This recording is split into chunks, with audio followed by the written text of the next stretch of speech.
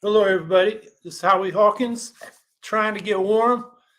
I hope you're warm and your power's staying on and you're enjoying the holidays. Right now, it's about 10 degrees with 20 miles per hour winds outside, which makes the wind chill below negative 10. So I was shoveling snow to get the car so I could move it. And man, I don't know if I'm going to warm up for the next hour, but I'll try. Um, this polar vortex where this polar air comes down onto the United States. A lot of people say it's caused by climate change because with the rapidly warming Arctic caused by climate change, uh, the theory is that the polar jet stream starts to waver.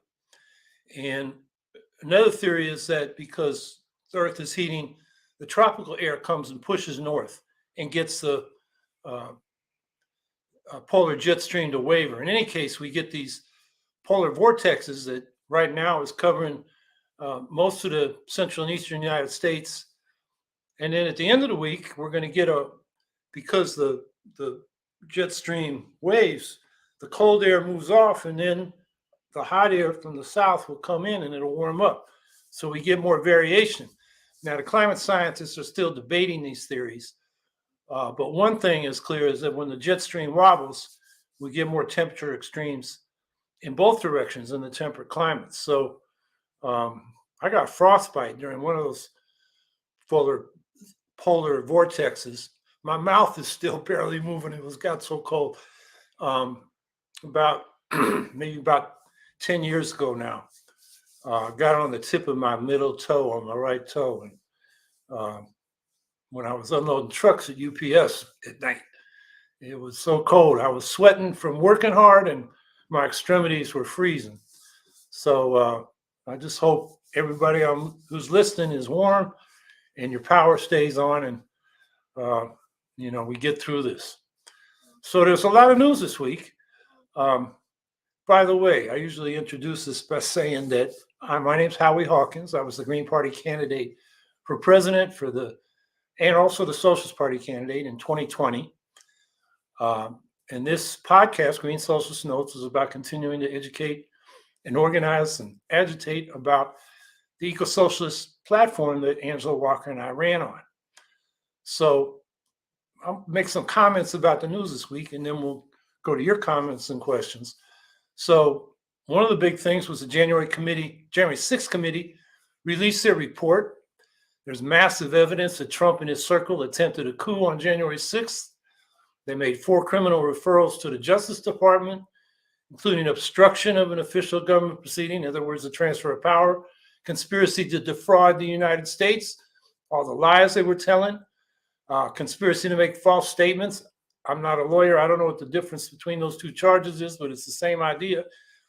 And then inciting, assisting, and aiding and comforting an insurrection. So the question now is the Justice Department actually going to file charges against Trump and these other, people around him? Or is this going to be like after the financial collapse in 2008 when the banksters went free? I mean, we've had lower level people, the rank and file of this insurrection that went into the Capitol.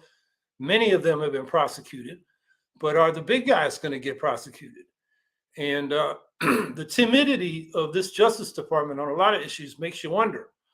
So we'll just have to see. But, that was significant. And that report is 845 pages. I'm sure there'll be copies available, you can get on, these Amazon or these other, places to read it. I think I'll give me a copy and just give more details on what they tried to do on January 6th, which some people don't take seriously. I think it was deadly serious. And we're not out of the woods yet. The right wing is strong and it's armed. And, they're making moves in the states to control elections. And I'll talk about this in a minute about the omnibus spending bill. But there was a law passed that makes it harder for the Congress to reject elector slates in a presidential election, which does cut off one venue that Trump and his people tried to use.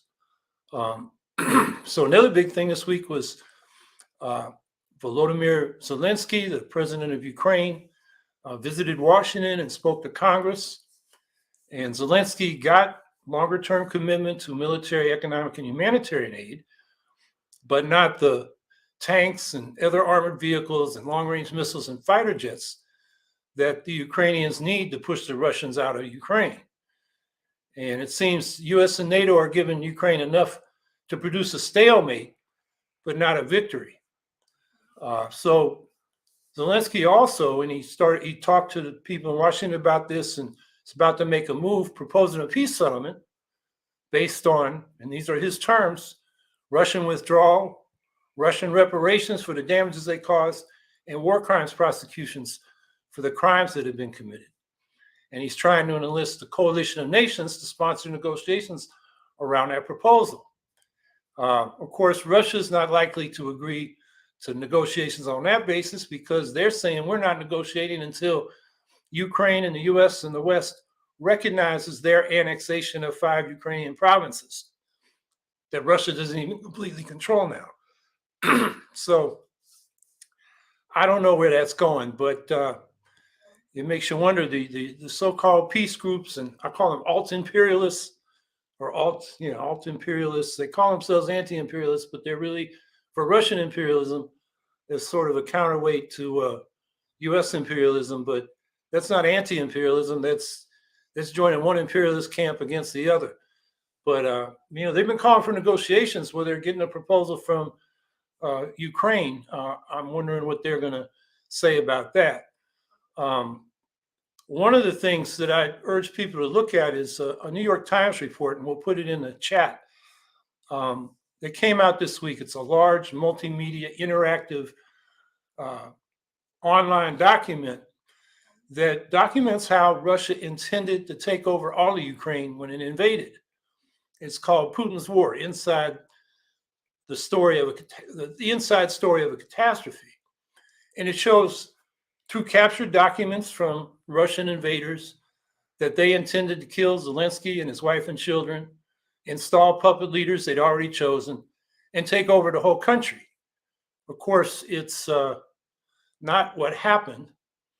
And so this document, basically documents what the Russians tried to do and why they were not able to do it. And I think it's worth a look. It'll take you, several hours to go through the whole thing, but it's all there. So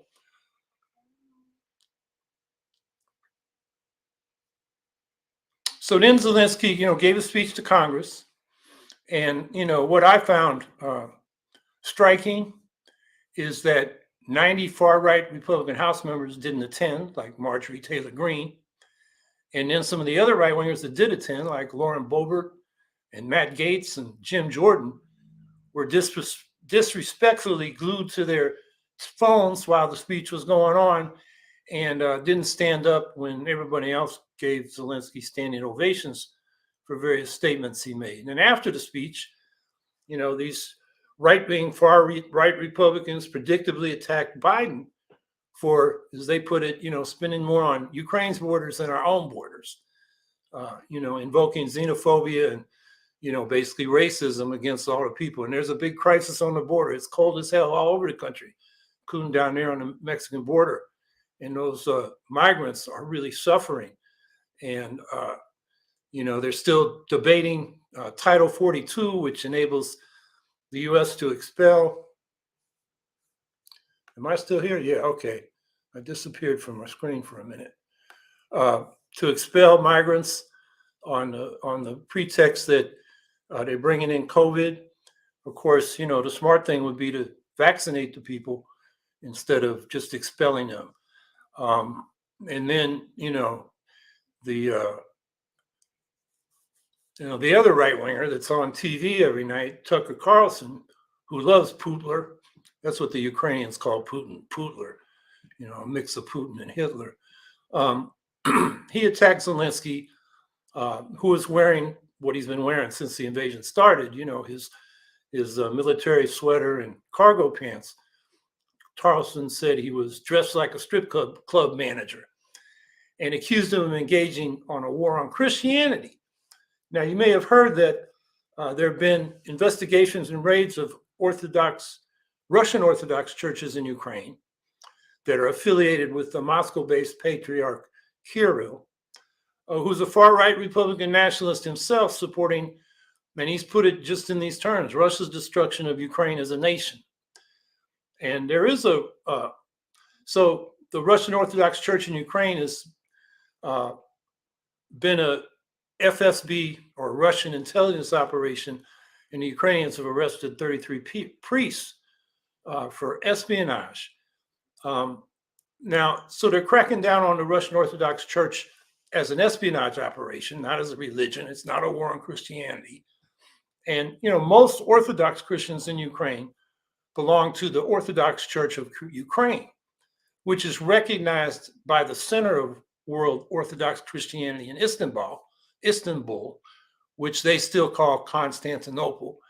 And they recognize it as the Orthodox Church in Ukraine. And they have a one church, one country policy, which means they recognize Ukraine as a sovereign country. So, Carlson, as usual, is, just not talking the truth. But that's what's going on. And the irony is that a lot of these alt-imperialists, so-called peace activists, are even touting the Republican resistance to aid to Ukraine. I mean, I didn't provide the link, but what's her name? Medea Benjamin at Code Pink has been tweeting that, it's the way she puts it is it's a shame that we got to ally with Marjorie Taylor Greene, the right-wing Republican, instead of progressive Democrats, and calling for a cutoff of aid to Ukraine. I mean, I don't know what they think is going to happen. Is if Ukraine is broke and disarmed, that Putin is going to stop his invasion? I think that's a fantasy. So another big thing happened the next day.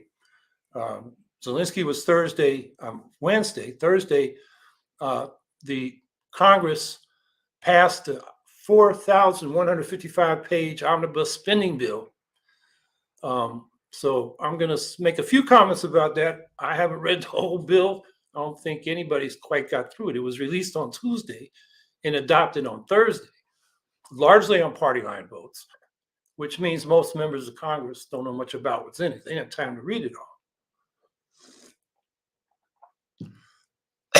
But the basic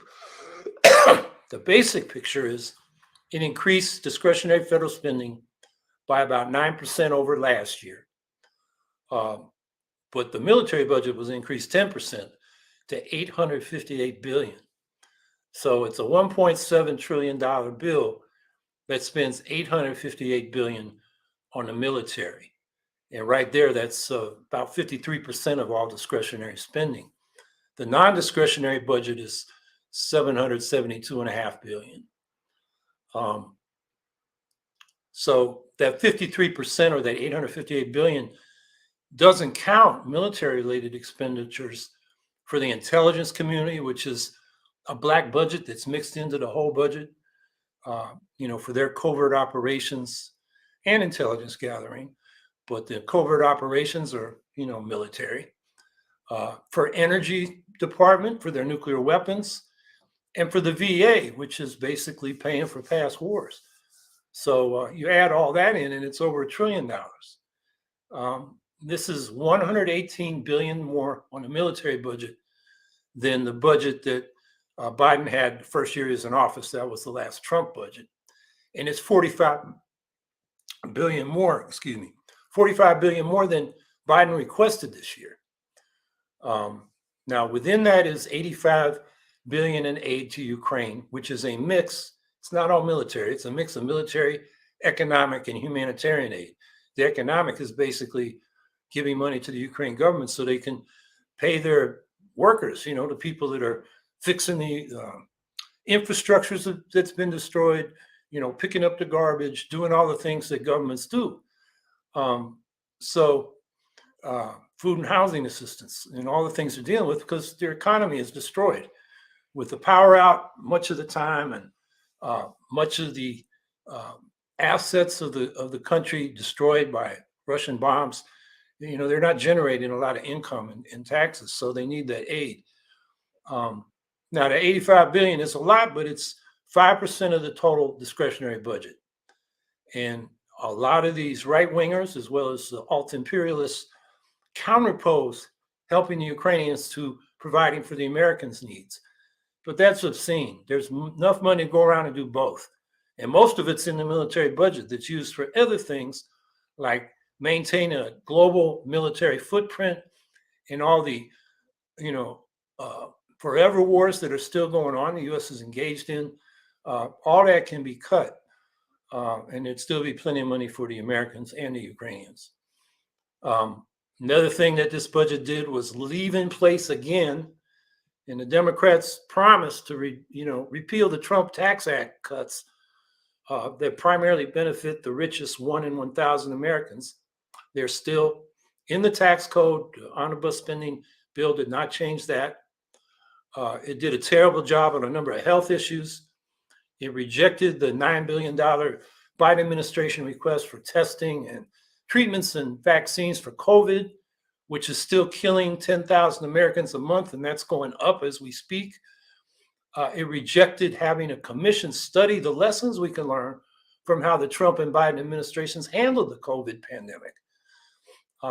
There was no money for the nearly insolvent World Trade Center Health Program, which provides medical benefits to people who are suffering from the consequences of the attack on the World Trade Center, and all the toxic pollution caused a lot of particularly respiratory problems for people who live near there or were part of the first responders and the people that cleared the site and helped start the reconstruction.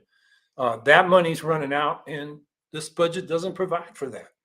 And then it also cut back pandemic era Medicaid rules that expanded Medicaid coverage during the pandemic. So this is going to kick millions of people off of Medicaid as we go into the new year. There was nothing for anti-poverty, no expansion of the child tax credit, which remains at $2,000 per year as it was before the pandemic. For half of 2021 and the year before that, there was a monthly benefit of additional $300 for every young child and $250 for every child from ages 6 to 17. That has gone and it stays gone.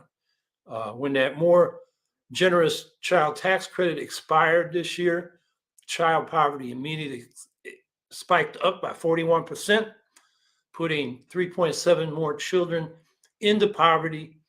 And, this is, I see it here in Syracuse. We happen to be the city ranked first among the nation's cities in child poverty and family poverty rate. People are really suffering, and this budget doesn't do anything for those people. It's just obscene. There's plenty for the military, but not for poor people. They didn't even raise the federal minimum wage, which is still stuck at a sucking level of $7.25 an hour. Now, in such a big bill, there are going to be some good things. I mentioned the electoral count reform, and Presidential Transition Improvement Act, which changes the way electoral votes are counted, which makes it harder for members of Congress to object to a state's electors and implement a coup like Trump tried. So that's a step forward. Bernie Sanders has had a bill for 13 years to provide money, in this case, $50 million, for worker ownership projects around the country. Ohio has a worker ownership center. Vermont has a worker ownership center. This will enable other states to do that. And it's a modest amount of money, but at least it's a step in the right direction. But overall, this bill is immoral. The budget reflects our priorities and our values. And this budget is over 50% for militarism and no expansion of anti-poverty, healthcare, housing, or climate programs to deal with the real problems that the people face. And then also signed this week was the National Defense Authorization Act, the Defense Policy Bill, which continues to maintain and expand our global military footprint, our intervention all over the world, and the nuclear modernization program that's upgrading our nuclear weapons and making us less secure, because it's what initiated nuclear arms race, which now Russia and China and other powers are participating in. It's a race to the end, and we've got to reverse that. The bill included, at the insistence of the Republicans, a repeal of COVID vaccine mandates for service members. And this just seems a political move, certainly not a healthcare move, but that's in the bill, in this National Defense Authorization Act. And it's worth noting that this is a 62nd year in which this bill passed on time, which just shows you that militarism is the one party that both major parties agree on. And so there's a lot of news this week, a lot to talk about. And sorry, I'm not that articulate. My mouth and my cheek are still frozen from out there shoveling snow in that sub-zero temperatures, but I look forward to your questions and comments.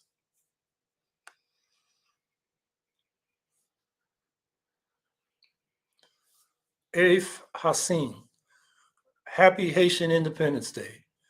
Oh, well, thanks for the reminder. And I wish we could say it was happy. I mean, Haiti is in a mess. The U.S. is getting ready to intervene again, which has always been a disaster. The mass movements there are against intervention. They want new elections. There's a dictator we've supported, Ariel Henry, who is ruling by decree. It's not happy in Haiti, but it's worth remembering that Haiti was the first slave revolt in world history that won. And they've paid the price ever since, from basically attacks by Western imperialism, the US, France, and other countries. So yes, let's support Haitian independence, real independence. Centino Musto, question: why do you think our government pours money into the military and leaves the elderly and disabled in de facto poverty? And happy holidays. Happy holidays to you. Well, the government is run by, the big corporate business class, and they want the military to be strong because it protects their investments overseas, supports repressive governments that keep labor cheap that they can exploit. And so it's a government of those people, the militarists. Militarism and imperialism are good for global capitalism. And so they've got the power, and that's why they do it. And they don't care about the elderly and disabled. They really don't. And that's why, we need to replace the two parties that are ruling this country with the Green Party.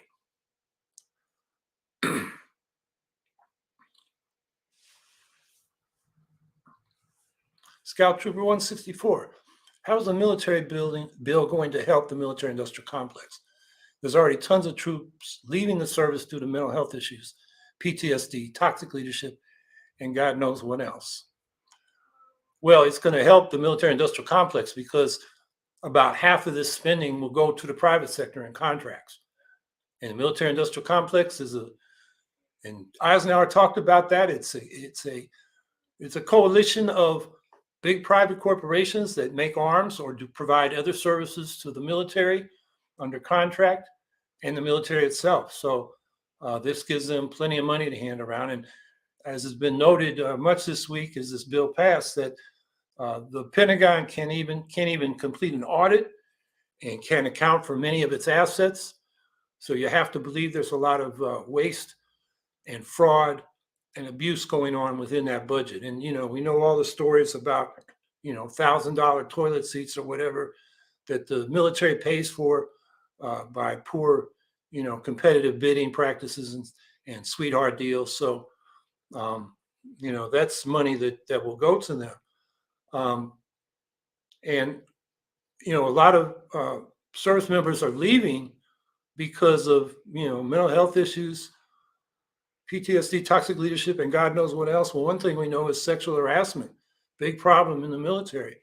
They're leaving, but there are other people that are ready to take their place because the military, with the benefits it offers and the promises that are usually not kept, about career training keeps attracting more people. Now, it's true that a lot of people join because they think they're doing good. They want to contribute or make a positive contribution to the country.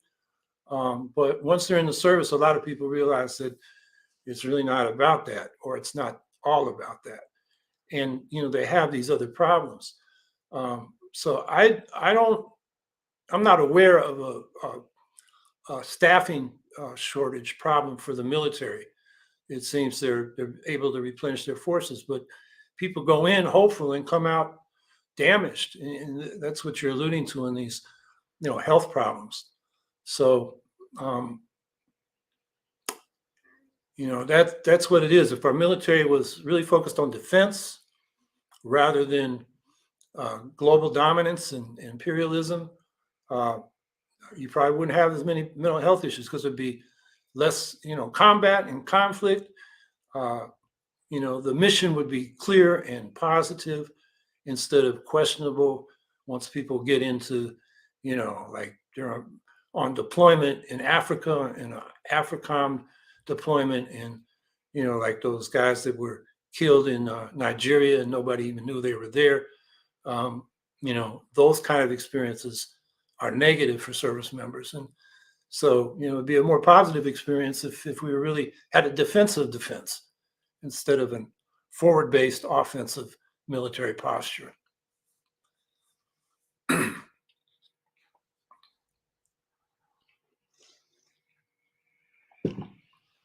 Eric Gray, how do you get more people to focus on class as opposed to voting / advocating for the continuing of the duopoly? How do you get people to focus on class? I think you've got to just raise the class issues and organize people positively around them, and also explain the problems we face in terms of class. I mean, just take, the issue gets diverted from class by the right, with the Democrats often going along from, for example, the export of jobs with all the free trade deals. And instead of blaming the corporations that did that, which is a class analysis, it's the ruling class that did that. The right and the Democrats who accommodate the right blame immigrants, as if immigrants chose to ship those jobs overseas. So that's an example of how we got to focus on, a class analysis and explanation of our social problems, as opposed to the scapegoating that you get from the right of immigrants and racial minorities or trans people, or, the erosion of traditional family values, as they put it. All those are diversions from the class issues that, people need to understand, where their problems are coming from. And it's, like I said, with the, jobs being exported, immigrants didn't do that. It was corporations. And those are the kinds of things we've got to explain to people. And hopefully that will get through to a lot more people. And the efficacy of, using these cultural issues and scapegoating as a way of diverting people from the real problems, we can fight back against that way.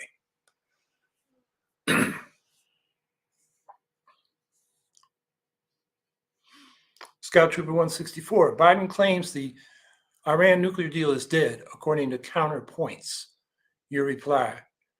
What I've been reading is the Biden administration is saying it's postponed while the Iranian regime is being so repressive toward the women-led uprising against autocracy, which is much bigger than the mandatory hijab. It's really about people's right to free speech, assembly, fair elections. In other words, democracy. So I don't believe Biden has walked away.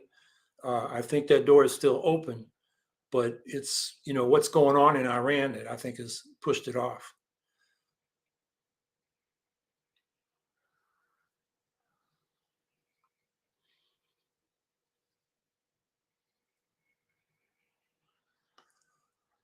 Scott, Yeah, Scout Trooper 164. What do you think of the IRS scandal that was revealed through Trump's taxes? I mean, the scandal that he wasn't audited like every other president before, including Obama, and after, including Biden. Yeah, I think, that's terrible.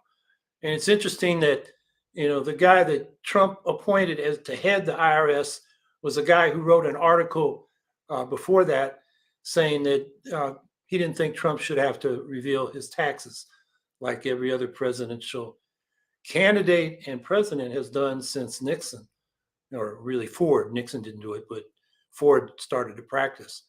I think it just shows that, Trump politicized the IRS like he did everything else he could get his hands on. And it's outrageous.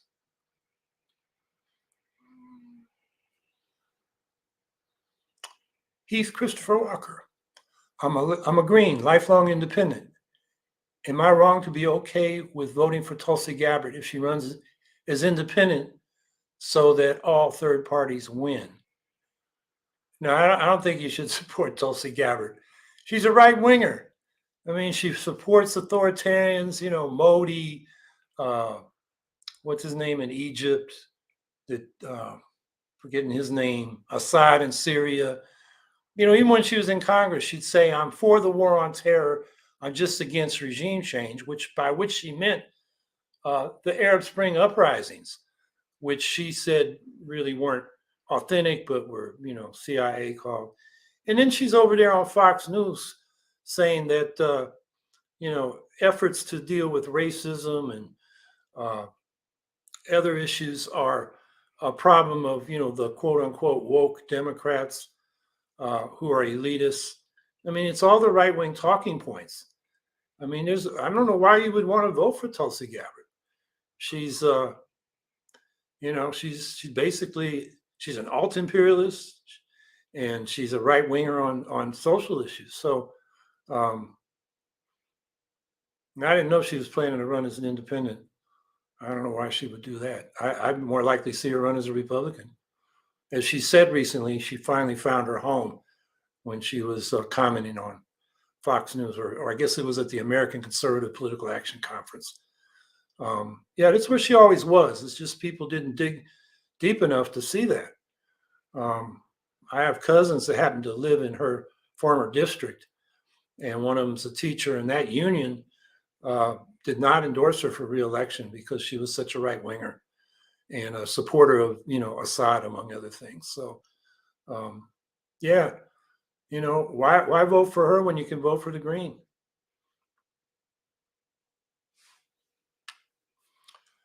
Santino Musto, why did the Democratic Party allow the party to flow to the right of center in the late 80s to the present day? Jesse Jackson could have kept the party liberal like it was in the days of FDR, and they shut him and Bernie out. Yeah, and I would argue that happened in the 70s. Ironically, the post-Watergate class in Congress from the Democratic Party were not New Deal Democrats like many of the Democrats previously were. They were New Democrats. They were neoliberals. They called themselves neoliberals. And it was what we call neoliberalism today. In other words, deregulation, lower taxes for the rich as a stimulus to investment, supposedly, and stop paying attention to issues that came out of the 60s, like racial justice and women's equality and gay equality. So they went that way. And then Carter was the most conservative Democratic primary candidate in 76. And with a lot of big business backing, he got the nomination. There's a great book by a Green named Lawrence Shoup, who is in California. He wrote a book back then called The Carter Presidency and Beyond, which details how corporate elites got behind Carter, got him the publicity in the mainstream media, got him the funding so he could win the primaries. That's when the Democratic Party changed. And the theory of the New Democrats was women, and I heard Paul Tsongas, who I actually worked with on divestment and sanctions against South Africa. He was good on that issue, but he was otherwise one of these New Democrats. And I heard him give a speech. We both went to Dartmouth College. He came back to Dartmouth and gave the speech where he said, the Democrats can take the vote of Black people, women, environmentalists, and the peace movement for granted. And then we can go after big business and we got everything and we'll win from now on. And all that did was take the New Deal Democrats off the table, that approach, and made the Democrats a center-right party and the Republicans a far-right party. And, we see that today. So why did the Democratic Party allow that? The Democratic Party leadership wanted that. And, Jesse Jackson tried to stem that tide, and so did Bernie Sanders, and you saw what happened to them. The leadership defeated them.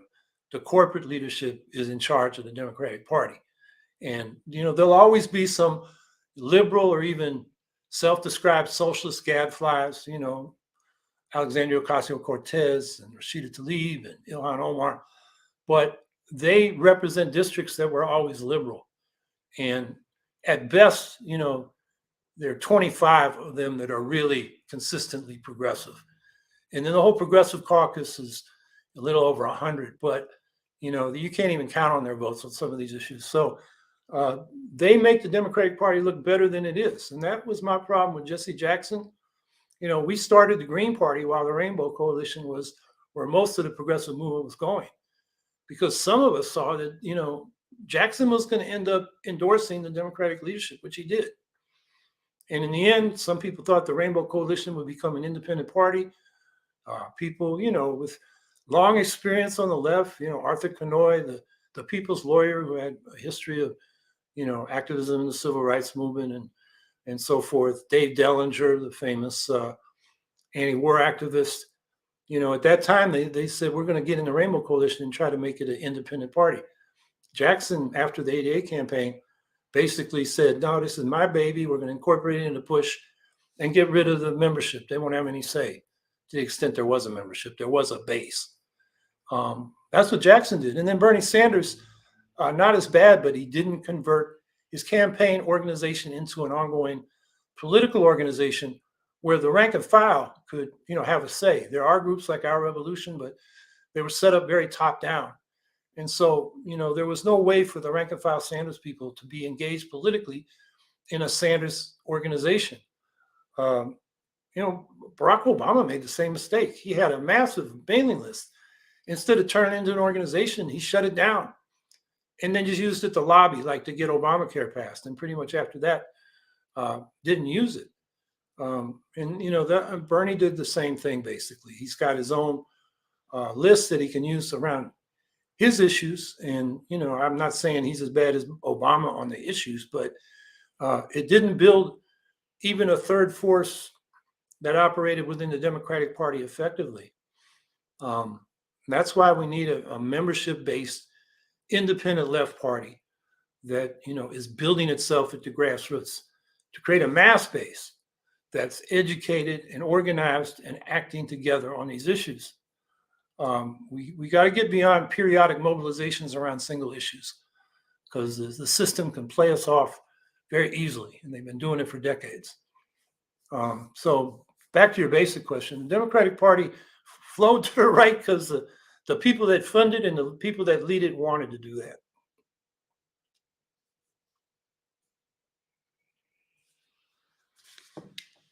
Vicky Gordon, what do you think that Trump wanted to put martial law on January 6th and the 12th Amendment? What do I think? I mean, why do I think he wanted to put out martial law? Martial is actually Martial. Although some right wingers have been tweeting about martial as it's spelled here, which is something different. It's not even a law. But in any case, he wanted martial law. General Flynn was saying seize the voting machines. They basically want to steal the election. And the 12th Amendment, I'm not sure what the reference there is. I'm trying to remember which one, what's in the 12th Amendment. 12th, 13th, and 14th Amendment. That was one of the civil rights and Civil War amendments for civil rights. I'm not sure what he wanted to do about the 12th Amendment. Oh, is that where it does say something about I think it says something about how electoral votes will be, or what to do in the case of an electoral vote tie, and it goes to the House of Representatives. I think that's what the 12th Amendment says. And that's, if I'm right about that, that's what that electoral reform bill I was referring to earlier that passed addresses. So it makes it harder for somebody like Trump to try this again.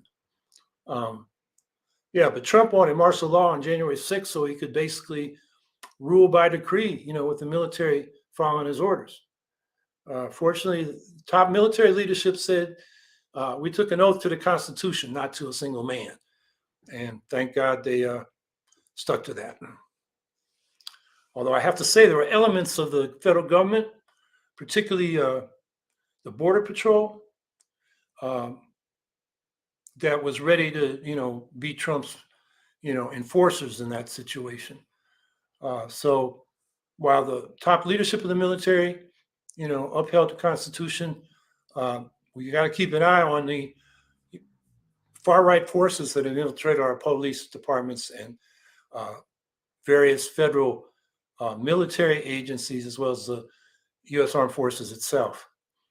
Now, the military, the armed forces have begun trying to weed out some of the far-right wingers from the ranks. And we know that's going on. I don't know how effective it's been, but there are elements in the federal law enforcement, as well as local and state law enforcement, that would support, martial law if somebody like Trump invoked it. So that's a concern.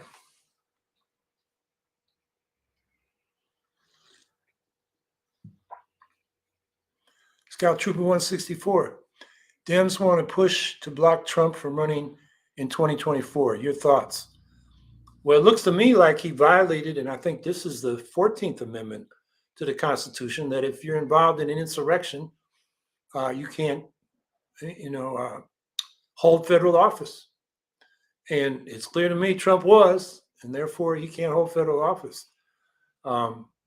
So I think, they're certainly within their rights, and they have an argument under the law that Trump can be blocked from running in 2024.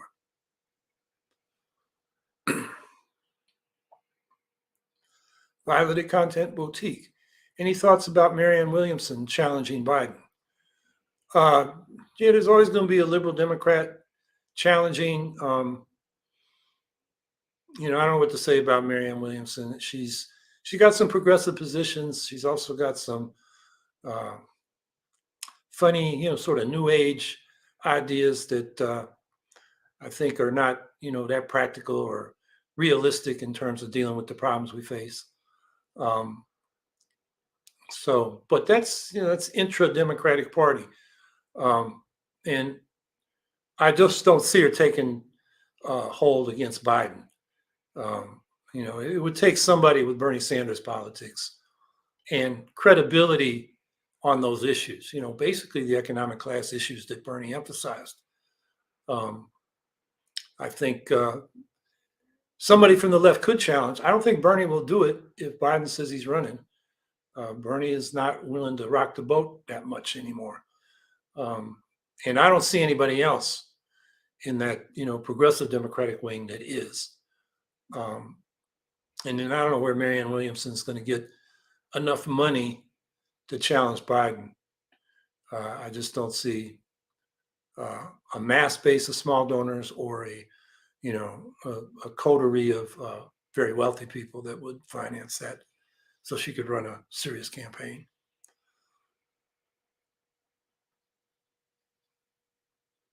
Michael Shin, Mr. Hawkins, what is your view on anarchism?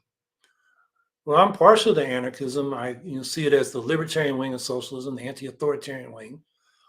And it's basically, it's different than mainstream socialism, which sees taking state power as the road to socialism, whereas the anarchists see dissolving state power at the same time you democratize the economy. So it's, I see it more as a tactical difference than a difference in the end result. But I think the anarchists are right that you've got to organize at the basis. Change has to come from the bottom up, And, particularly in the anarchist I work most closely with was Murray Bookchin, who stopped calling himself an anarchist toward the end of his life because he's frustrated by the anarchist movement not being serious about being organized. And anarchism doesn't mean not being organized. It means being organized on a bottom-up or grassroots democratic basis and linking together by a federal principle rather than a centralist principle. And Murray Bookchin's approach was we need to build the political alternative from the bottom up in our municipalities and run on a program of left-wing policies, and also restructuring local governments so that they are citizen assemblies or federation of citizen assemblies in the larger cities, where the city council then the councilors are delegates of these assemblies, which are like town meetings in New England, open to all the residents and citizens of the neighborhood where the assembly is. And that's the basis for grassroots democracy. And then you federate from that level up. So his strategy was to build a radical counterpower at the base of society to the big corporations in the national state that could eventually replace them as an alternative structure. So I'm partial to that view. When it comes to what we can do right now, I'm for running in elections as Greens who have different points of view on socialism, anarchism, or just being progressive. I think the key dividing line now is between those who are independent of the two-party system. In other words, they have working class independence from the two capitalist parties. And then, what the program is and how it works it out will be determined over time and in practice out of debate and education and learning from experience. So I'm kind of an anarchist who is not dogmatic about anarchist approaches. I think, we need to run for political office at every level because it's the most accessible forum for political debate in this country. And we should not neglect it and leave it to the capitalist parties to monopolize.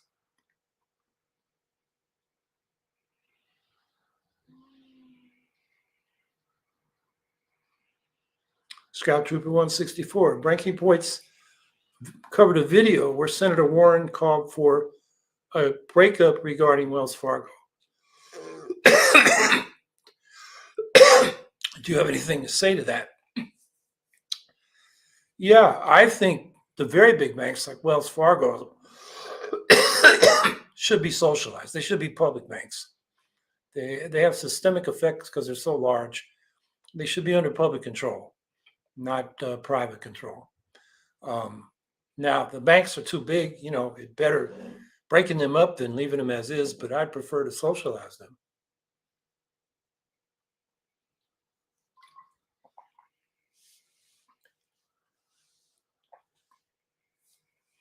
Scout Trooper 164, what do you think of Ryan Grimm considering Elon Musk to be an Orwellian hypocrite?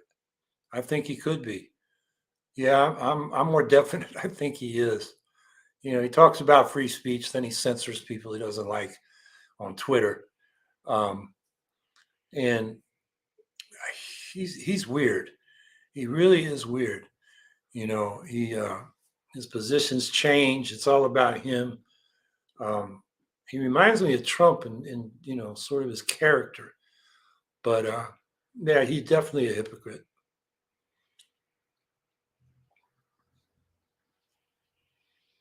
And he should be taxed. That's why he's got an interest in politics. Okay, question. Howie Hawkins, will you be at the Rage Against the War Machine demonstration February 19th? No, I won't, because I'm not going to be in coalition with a bunch of racist, anti-trans reactionaries. One of the groups sponsoring this is the Mises Caucus, which just took over the Libertarian Party in their last convention. They're known for their, racist and misogynist and anti-gay rants. They're also seen as a a front for Trumpism. In other words, they may not run against the Republicans. They may support the Trump Republican. But in any case, the left doesn't need the right to build an anti-war movement. So that's one problem. There are other forces in there that I could talk about. But the other problem is you look at their demands. I don't have them in front of me. The first two are problematic. The next 8 are good. They're things we could support, although you read the verbiage in the long version of their demands and their problems. For example, they say, the U.S. providing arms to Ukraine could lead to a nuclear war, without telling you that it's Putin that's threatening a nuclear war. And they say the intelligence agencies say there's a 25% chance of nuclear war now. Well, that comes from Leon Panetta in a column. He said 20 to 25%. And we don't know what his source in the intelligence community is. Panetta used to head the CIA. He probably has sources. But then Panetta goes on to say that the U.S. response should be strong to a use of tactical nuclear weapons by the Russians, but it should be conventional. Basically, go in there and destroy Putin's army in Ukraine. That's basically what Panetta said. So the demand implies that it's the U.S. threatening nuclear war when it's Russia. That's one problem. There's trying to think another problem when I was reading through it that was really problematic. But the first two demand an end to U.S. aid to Ukraine, as if Ukraine being broken, disarmed is going to mean the Russians will stop their invasion and we'll have peace. I mean, that's a fantasy. And then they call for negotiations, basically implying that the U.S. is the ones that needs to negotiate with Russia, as if the Ukrainians don't matter, as if the U.S. started the war when Russia invaded Ukraine. And all that is really the Kremlin line. So no, I'm not going to that. I see them as alt-imperialist. They are pro-Russian imperialism, and maybe that's an alternative to U.S. imperialism. That's for some of them. Some of them, the libertarians, are just isolationists. And no, another thing in the demands is, they want to cut the military budget. Great. But what do they want to do with the savings? They want to return it to the taxpayers. That's the libertarian position. The green position is we need that money for Medicare for all and a Green New Deal and the other things that people need. So why would I go to that demonstration when I don't support its demands? Ben Burt, Howie, come on, man. Read some Dan Kovalich and Stephen Cohen. I've read them. And I think they're wrong. Basically, Kovalich is a campist. He supports the Russians. And Stephen Cohen, I think he honestly was, the U.S. was, poking the bear in various ways over the last decade. And he was a good critic of that. But I think he was also cutting Putin a hell of a lot of slack, for his imperialistic, speeches. I mean, the guy's been talking about Ukraine not being a real nation and really part of Russia for over a decade.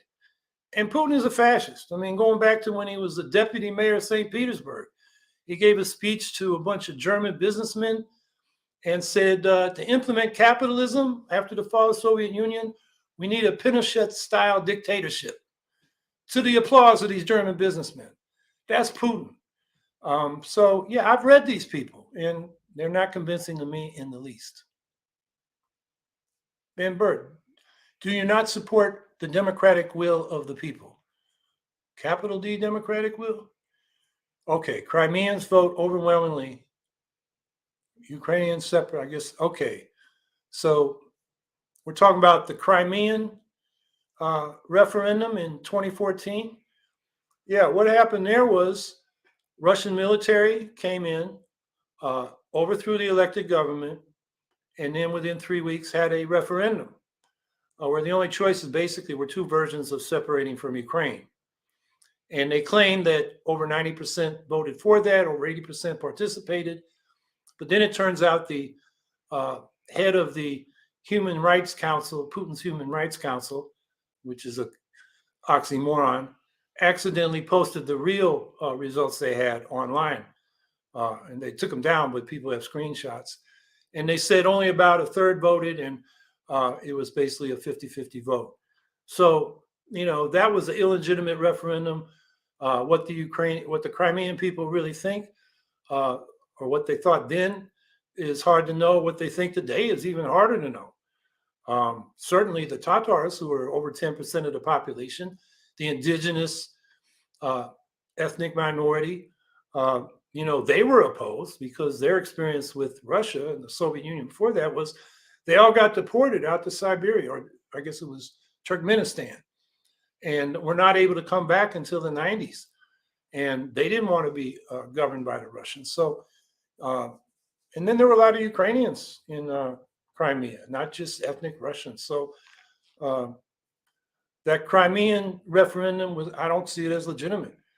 And then in, Donetsk and Luhansk, those referendums, look, what happened there, people talk about, the Maidan revolution being actually a coup, when in fact, Yanukovych left the country, and then the parliament voted in a temporary president, and he was voted in by members of Yanukovych's own party, the Party of Regions, and they called for elections. That was February. By April, so within a couple months, and then another person was elected president. That was Poroshenko. So that was not a coup. There was a process. Now, what the coups were in Donetsk and Luhansk, where Russian-backed separatists, who basically were the gangsters and the criminal syndicates in those two provinces, became the militias, along with what they call ultras, football hooligans, with Russian special operatives and soon the Russian military. And what they did was they took over the government buildings, removed the elected officials. Ironically, most of them members of Yanukovych's Party of Regions. Some of those that didn't cooperate were killed. And then they've operated, ran it like a military dictatorship ever since. And they too had snap referendums, which can't be taken credibly. And then the ones they had, when was it? A couple of months ago in November or so. We've got pictures. The ballot boxes were transparent, so you could see how people voted. They were going around, people going around to collect the votes. People weren't coming to the polling places. They were being knocked on their doors in apartments and told to vote with, armed Russian soldiers there to see how that they voted and how they voted. Those were farcical. Those weren't real referendums. What should happen there is allow everybody that left. Those Donetsk and Luhansk are depopulated. Most of the people left because of the war that's been going on since 2014 and the repression of the Russian occupation. Instead of reading, Dan Kovalich, read, I'm forgetting his name right now, but he was a miner in the Donbass, and he now heads the Eastern Human Rights Group. He's a lawyer now. And he'll tell you, what happened to the miners. The unions were smashed. Actually, a lot of the mines have been flooded. There's really no economy left. So, what's the democratic will of the people in those regions? What should happen is, once peace is restored, the people in those regions can have a referendum when everybody who left can come back and then decide, if they do want to stay with Ukraine or go to Russia or have autonomy within Ukraine. But it needs to be a legitimate referendum, not one under the gun of an occupying force.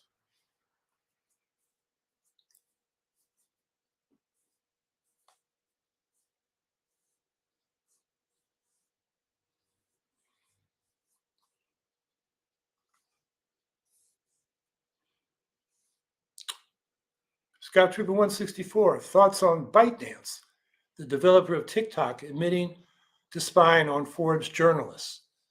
The app will likely go down now that the US government has evidence. I'm not familiar with the details of this. I know the general problem of these media companies spying on journalists and other people, political activists, is a big problem. One of the problems with these media platforms or social media platforms is that there's a tendency toward monopoly. So like Facebook, like Twitter, there were competitors, but when people tend to reach a critical mass on any one of those platforms, that's where most of the activity is. That's where most of the people are. So everybody wants to be there because that's where everything's happening. And that naturally leads to monopoly. And these are, um, basically like the public square. So it requires some public regulation, at least maybe public ownership, so that there are, good rules for, um, fair access and, protecting people from, uh, trolling and hateful trolling and so forth. Um, but the other problem is they get a lot of data on people and they can use that for spying. So those are my general thoughts. This particular case, I don't know the details of, but social media, how to regulate it so we protect free speech and also protect people from harassment is a difficult problem we've got to work on. One thing they do in Europe, we should do in this country, is give people the right to deny their private data to these media companies. Your private data is your property, and they have to get your permission to use it. I think that's the way it works in Europe. We should have the same situation here in the United States.